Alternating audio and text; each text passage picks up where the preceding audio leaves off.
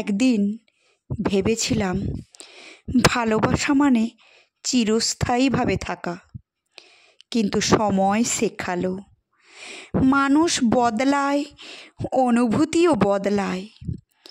যে হাত একদিন শক্ত করে ধরেছিল সেটাই একদিন আড়ালে হারিয়ে গেল।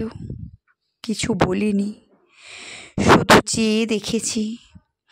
কিছু সম্পর্ক কেবল সময়ের জন্যই হয়।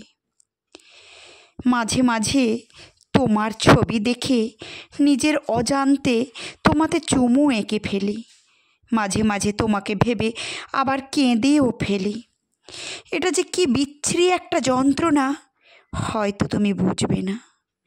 আমার কান্না ভেজা কণ্ঠস্বর, এই আহত বুকের ধড়পড়।